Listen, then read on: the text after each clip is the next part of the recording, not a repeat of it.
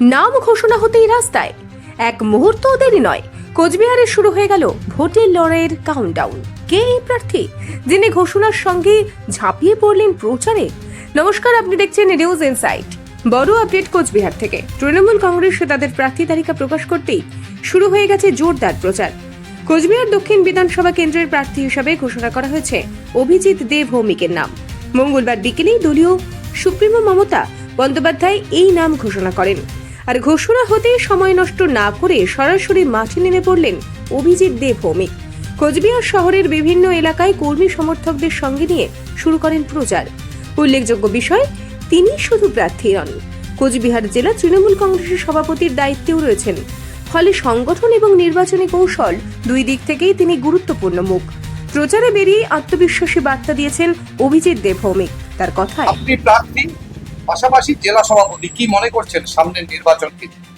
কোচবিহার জেলার যে 9টি আসন, এই 9টি আসনেই আমাদের বিজেপিকে 9-0 করে দেওয়ার যে লক্ষ্য আমরা স্থির করেছি 2024 লোকসভা জিতে।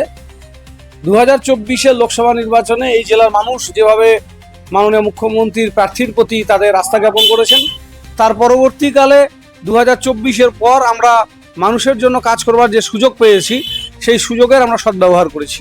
যার ফলে এখানে 4,20,000 মানুষ যেমন বাংলার আবাসের ঘর পেয়েছেন, তাছাড়া কুচবিহার জেলায় প্রায় 2000 কিলোমিটারের উপরে রাস্তা তৈরি হয়েছে। পথশ্রী, উত্তরবঙ্গ উন্নয়ন দপ্তর এবং জেলা পরিষদের মাধ্যমে বিভিন্ন প্রকল্পে প্রচুর কাজ হয়েছে। এখানে বাঁধ সংস্কারের কাজ হয়েছে, ব্রিজ হয়েছে, কালভার্ট হয়েছে, জয়েস ব্রিজ আমরা অনেক তৈরি করেছি। শিক্ষা প্রতিষ্ঠানগুলোর পরিকাঠামো বাড়িয়ে তোলা হয়েছে।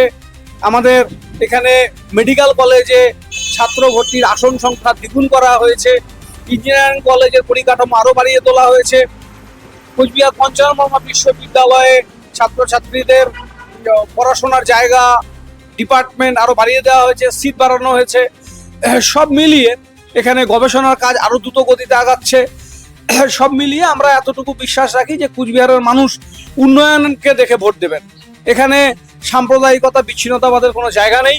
এবং গত লোকসভা নির্বাচনে কুচবিহারের মানুষ যেটা পথ দেখিয়েছেন, আমি বিশ্বাস করি উত্তরবঙ্গের বাকি জেলাগুলোতেও, বিশেষ করে আলিপুরদুয়ার, জলপাইগুড়ি, শিলিগুড়ি, দিনাজপুর, এই সমস্ত এলাকার মানুষও তারা দৃঢ়প্রতিজ্ঞ হয়ে আছেন যে কুচবিহার যে পথ দেখিয়েছে লোকসভা নির্বাচনে, আগামী বিধানসভা নির্বাচনে প্রত্যেকটা আসনে মমতা বন্দ্যোপাধ্যায় প্রার্থী জয়যুক্ত হবে। কোচবিহারের 9টি আসন, 9টিতেই জেতার বিষয়ে কতটা আশা?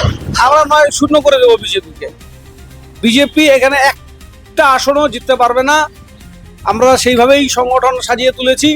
আমাদের সর্বভারতীয় সাধারণ সম্পাদক শ্রী অভিষেক বন্দ্যোপাধ্যায় যেভাবে পরিচালনা করেছেন সংগঠন, আমরা প্রত্যেকটা কথা অক্ষরে অক্ষরে মান্যতা দিয়ে সংগঠন আমরা গড়ে তুলেছি।